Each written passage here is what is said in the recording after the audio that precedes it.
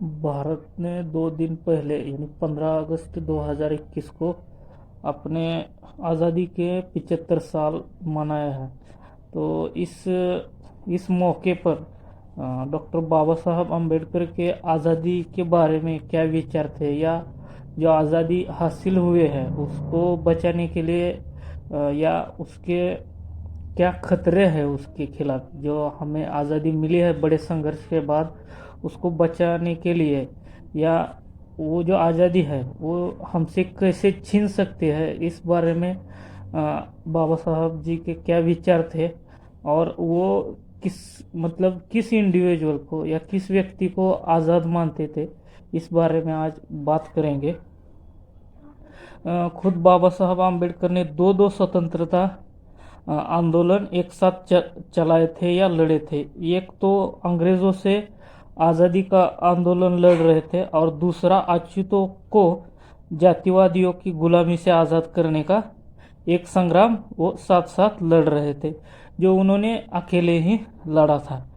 महात्मा ज्योतिराव फुले को अपनी किताब शूद्र कौन थे समर्पित करते हुए बाबा साहब लिखते हैं, आधुनिक भारत का सबसे महान शूद्र जिन्होंने निम्न वर्ग के हिंदुओं को अपनी गुलामी के प्रति जागरूक किया और बताया कि भारत के लिए सामाजिक लोकतंत्र विदेशी शासन से होने से अधिक महत्वपूर्ण है।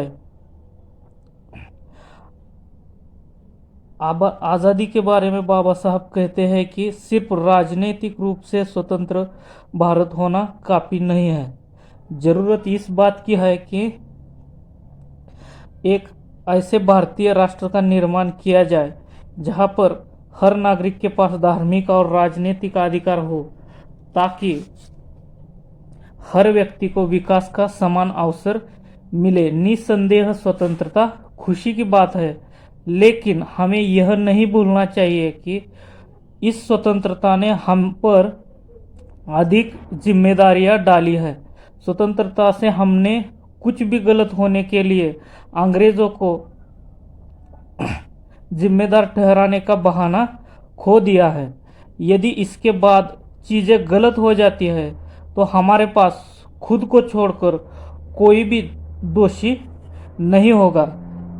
इससे चीज़ें बिगड़ने का ज़्यादा खतरा है। समय तेजी से बदल रहा है। दुनिया के वास्तविक अर्थों में भारतीयों का कोई राष्ट्र नहीं है, इसका बनना अभी बाकी है। ये मानकर कि हम एक राष्ट्र है, हम एक महान भ्रम पाल रहे हैं। हजारों जातियों में बटे लोग एक राष्ट्र कैसे हो सकते हैं? जितनी जल्दी हम महसूस करते हैं कि हम अभी तक एक राष्ट्र नहीं है, दुनिया के सामाजिक और मनोवैज्ञानिक अर्थों में हमारे लिए बेहतर है। दिमाग की स्वतंत्रता ही वास्तविक स्वतंत्रता है। एक व्यक्ति जिसका दिमाग स्वतंत्र नहीं है, भले ही वो जंजीरों में ना हो, एक गुलाम है। एक व्यक्ति जिसका दिमाग आज़ाद नहीं है, भले ही वो जेल में ना हो, एक कैदी है। जिसका दिमाग मुक्त नहीं है, भले ही वो जीवित है, लेकिन मृत से बेहतर नहीं है। दिमाग की स्वतंत्रता ही किसी के अस्तित्व का प्रमाण है। मैं उसे मुक्त कहता हूँ जो अपने विवेक साथ अपने अधिकारों, जिम्मेदारियों और कर्तव्यों के बारे में जानता है। वे जो परिस्थितियों का दास नहीं है और हमेशा अपने पक्ष में उन्हें बदलने के लिए तैयार और प्रयासरत रहता है। मैं उसे स्वतंत्र कहता हूँ। वो जो अंधविश्वासों और परंपराओं, रीति रिवाजों और बेमतलब के अनुष्ठानों और समारोह का गुलाम नहीं है, जिसमें तर्क करने की लो बुझी नहीं है, मैं उसे आज़ाद आदमी कहता हूँ। संविधान सभा में बाबा साहब ने एक बार कहा था भाषण में, 26 जनवरी 1950 को भारत एक स्वतंत्र देश होगा। उसकी स्वतंत्रता का क्या होगा? क्या वह अपनी स्वतंत्रता बनाए रखेगा या फिर खो देगा? यह पहला विचार है जो मेरे दिमाग में आता है। ऐसा नहीं है कि भारत कभी एक स्वतंत्र देश नहीं था। मुद्दा यह है कि उसने एक बार यह स्वतंत्रता खो दी जो उसके पास थी। क्या वह इसे दूसरी बार खो देगा? यह ऐसा विचार है जो मुझे भविष्य के लिए सबसे अधिक चिंतित करता है। मुझे इस बात का बहुत ख्याल है कि न केवल भारत ने एक बार अपनी स्वतंत्रता खो दी है, बल्कि उसने अपने कुछ लोगों की बेवफाई और विश्वासघात से इसे खो दिया है। क्या इतिहास खुद को दोहराएगा? यह वह सोच है जो मुझे चिंता से भर देती है। ये चिंता इस तथ्य के एहसास से गहरा जाती है कि जातियों और पंथों के रूप में हमारे पुराने शत्रुओं के अलावा हमारे पास कई राजनीतिक दलों के साथ विविध और विरोधी राजनीतिक पंथ है। क्या भारतीय देश को अपने पंथ से ऊपर रखेंगे, देश के ऊपर पंथ को जगह देंगे, मुझे नहीं पता। लेकिन इतना तय है कि यदि पार्टियां देश के ऊपर पंथ को स्थान देती है तो हमारी स्वतंत्रता को दूसरी बार संकट में डाला जाएगा और शायद हमेशा के लिए खो दिया जाएगा।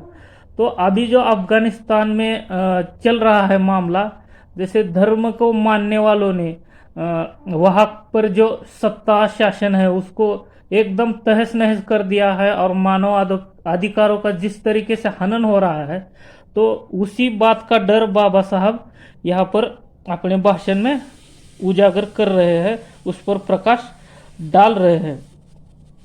तो इसी कड़ी में वो आगे कहते हैं कि इस घटना को हम सभी को पूरी तरह से दूर रखना चाहिए। मतलब हमें देश के ऊपर किसी धर्म, पंथ या जाति को नहीं रखना चाहिए और इसके लिए हमें हर तरीके से उसे दूर रखना चाहिए। हमें अपने खून की आखिरी बूंद के साथ अपनी स्वतंत्रता की रक्षा के लिए दृढ़ संकल्पित होना चाहिए।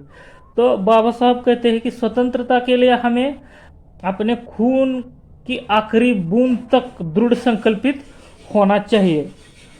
26 जनवरी 1950 को भारत इस अर्थ में एक लोकतांत्रिक देश होगा कि उस दिन से भारत में लोगों के द्वारा लोगों के लिए और लोगों की सरकार होगी।